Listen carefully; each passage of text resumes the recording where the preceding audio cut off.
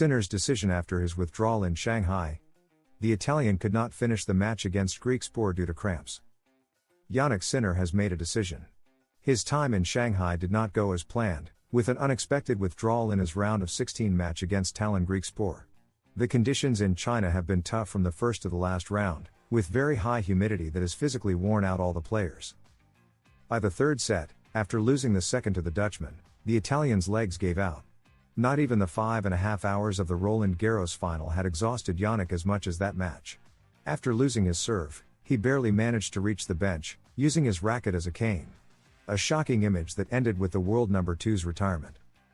After taking a few days off following the scare in Shanghai, Sinner has decided to hire a new physiotherapist for his team. A move aimed precisely at improving his physical condition for this final stretch of the season so that the episode in China does not happen again, an episode that has practically cost him the chance to become world number 1 before the end of 2025. The chosen one is Alejandro Reznikov, an Argentine physio with extensive experience on the ATP Tour, having been part of the organization since 2010. A choice by Sinner that demonstrates his perfectionism as he makes adjustments to match the level shown by Carlos Alcaraz this season, a version that has catapulted the Spaniard to world number 1. The next stop is the Six Kings Slam, which takes place from October 15 to 18. The Italian will play the quarterfinals against Greek player Stefanos Tsitsipas, who entered the tournament after Jack Draper's withdrawal. It is an exhibition tournament, but one that offers staggering financial rewards for the players. In that sense, it's not so much of an exhibition.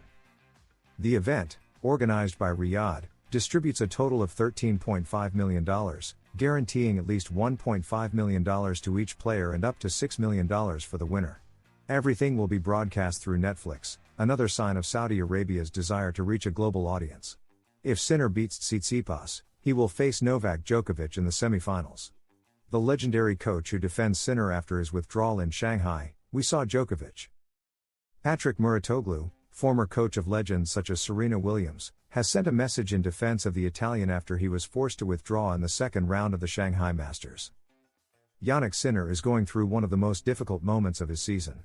The world number 2 has been suffering serious issues in recent tournaments due to his physical condition.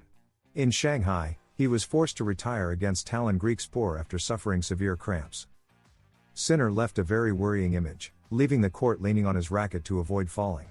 In the Cincinnati Masters 1000, JANNIK also had to retire in the final against Alcaraz due to a supposed virus that made him feel unwell before and during the match. The brutal conditions in Shanghai forced the Italian to say goodbye to the tournament earlier than expected.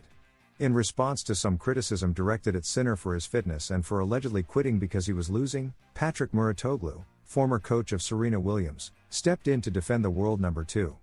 What Sinner had to endure was brutal, an example of what it means to play in extreme humidity.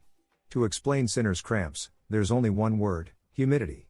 Fritz had the same problem, and we saw Novak Djokovic vomit twice, said the Greek-born coach in statements collected by Eurosport. Everyone says the conditions in Australia are extreme, 39 degrees is brutal. But it's nothing compared to what you sometimes experience in Asia or New York. It's not the first time JANNIK has suffered cramps. He had them against Carlos at Roland Garros, but that time it was due to tension, not humidity, Muratoglu concluded. Jerzy Janowicz analyzes the rivalry between Sinner and Alcaraz compared to Djokovic, Nadal, and Federer. Jerzy Janowicz, former Polish tennis player, has analyzed the rivalry between Sinner and Alcaraz compared to the one that existed among Djokovic, Nadal, and Federer. Specifically, he focused on whether the spectacle is the same now that the mythical Big Three have stepped away from professional tennis. For Janowicz, tennis has lost much of its appeal since the Spaniard, the Swiss, and the Serb stopped competing against each other. Tennis is more boring nowadays. It seems like everyone plays the same way. The Big Three were more interesting to follow, more than Sinner and Alcaraz, who are also very strong. Alcaraz is currently resting after withdrawing from the Shanghai Masters, where Sinner is also no longer competing. The Italian was forced to retire in the second round after suffering terrible cramps. Djokovic, meanwhile, will play for a spot in the final against Polish player Valentin Vaquero. The ATP is getting tired of Carlos Alcaraz and JANNIK Sinner. Czech player Jakub Mensik was one of those chosen to try to break into the current bipolar fight dominating the ATP rankings. But today, even he admits that everyone has essentially given up on that goal. Not even a 3-month suspension for JANNIK Sinner has allowed anyone to threaten his top 2 spot. World number 1 Carlos Alcaraz has overtaken him. Who else? But the two maintain such a powerful rivalry that even Germany's Alexander Zverev looks weak beside them, despite being ranked third. In 2025, titles are practically being split between them by default. If they don't play each other in a final, it's only because one of them isn't participating. And when one doesn't win, the other does. To the point where even their rivals are growing tired, seeing it as impossible to catch up. One of them is Jakub Mensik.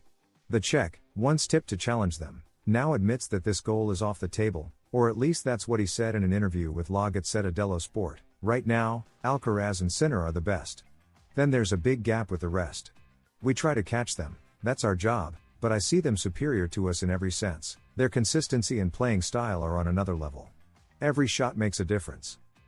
In Miami, he was the big revelation after defeating Novak Djokovic in the final, but pressure and injuries have since kept him from shining further. I really need to improve in every aspect of my tennis to grow. I can't make predictions. You can learn a lot from them in training, but facing them for the first time would help to understand how they act in every situation. I don't feel any expectations, but I'm willing to work hard. Winning his first Masters 1000 made all the spotlight fall on him immediately. Now, that attention has faded a bit. Fans and journalists start talking about you, and your matches get more attention. But I have no expectations for my career, I'm just focused on working. Winning a tournament or big matches doesn't mean you've reached the level of the best. Right now, I'm training, seeing my ranking rise, and my game improving. I'm happy with that. At this stage, you need to gain experience, because consistency is key to getting there. Djokovic's conversation with his rival after the match was leaked. The Serb succumbed to the tournament's great revelation, Valentin Vaquero, the lowest-ranked player ever to reach a Masters 1000 final. Despite struggling during the match, Noel stopped to congratulate his opponent. The Shanghai Masters 1000 is now a tournament for the history books. The event was played under inhuman temperatures and humidity levels that produced unprecedented scenes on a tennis court. Sweat became the rule, and cramps and player suffering were the daily norm in a championship full of surprises. Little by little, the top seeds fell until the semi-finals produced the most shocking result. Novak Djokovic, the heavy favorite, lost decisively in straight sets to the tournament's big revelation. World number 204 Valentin Vaquero came through 2 qualifying rounds to experience a tournament he will never forget. The Monegasque eliminated players such as Laszlo Djere, Alexander Bublik, Thomas Makak, Talon Griekspoor, and Holger Rune before defeating Djokovic to reach the final. After the match, the players shared an emotional exchange at the net. "You deserve it. You played incredible. Keep it up," said the Serbian after embracing his opponent. The Monegasque replied respectfully, "It was a pleasure to play against you at least once. Don't retire." Surprisingly, Vaquero went on to play the final against his cousin, Arthur Rinderknecht, marking the first Masters 1000 final between two relatives. Novak Djokovic's enigmatic response that fails to clarify his physical condition after falling in the Shanghai Masters 1000 semifinals. Novak Djokovic did not hold a particularly long press conference after being eliminated in the Shanghai Masters 1000 semifinals by Valentin Vaquero, who went on to win the tournament. Naturally, questions about the physical problems that plagued the Serb during the match were inevitable, but the all-time Grand Slam leader chose not to clarify how he was feeling. "I want to congratulate Valentin for reaching his first Masters final.